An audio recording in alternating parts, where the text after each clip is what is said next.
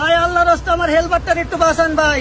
না উনি ঠিক আছে, আপনি ঠিকঠাক হেলপারটারে বাঁচান ভাই, হেলপারটারে বাঁচান ভাই, আমি মরে যাই দুঃখ নাই ভাই, আমার হেলপারটা বাঁচান।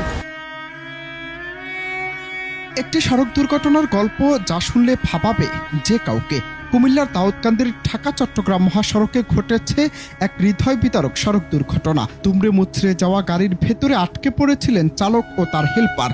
চারদিকে ছুটে আসে স্থানীয় মানুষ এবং উদ্ধারকর্মীরা, কিন্তু জীবনের সংকটময় মুহূর্তেও নিজের প্রাণ নিয়ে ভাবেননি চালক। বারবার অনুরোধ করতে থাকেন, ভাই আগে আমার হেলপারকে বাঁচান, আমি মরে গেলে কোনো দুঃখ নাই। হেলপারটারে বাঁচান ভাই, আমি মরে যাই দুঃখ নাই ভাই, আমার হেলপারটা বাঁচান ভাই, আমার হেলপার। আহত শরীর, নিঃশেষিত শক্তি, তারপর ড্রাইভারের কণ্ঠে শুধুই ছিল সহযোগীর জন্য বাঁচার আকুতি। নিজের যন্ত্রণা ভুলে তিনি চিৎকার করে বলছিলেন, আমাকে নিয়ে ভাববেন না ভাই, আগে আমার হেলপারকে একটু বাঁচান। এই দৃশ্য দেখে উপস্থিত মানুষও কেঁদে ফেলেন। মুহূর্তের এই মানবতার দৃশ্য বদলে দেয় পুরো পরিবেশ।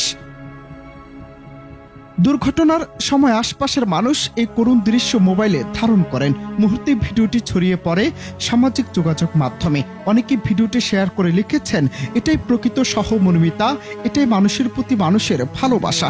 হেলপারকে বাঁচাতে প্রাণপণ ডাকে মিশে গেছে মানবতার সবচেয়ে নিখাদ রূপ। বর্তমানে ভিডিওটি নেট দুনিয়ায় ভাইরাল। হাজারো মানুষ আহত ড্রাইভারের জন্য প্রার্থনা করছেন। তার নিঃস্বার্থ ভালোবাসার এই মুহূর্ত অনেকের হৃদয়কে নাড়া দিয়েছে। জীবন মৃত্যুর সন্ধিক্ষণে দাঁড়িয়ে একজন মানুষ যখন অন্যের প্রাণ বাঁচানোকে নিজের শেষ ইচ্ছা বানিয়ে ফেলে, তখন সেটি হয়ে ওঠে সময়ের অন্যতম সেরা মানবিক গল্প।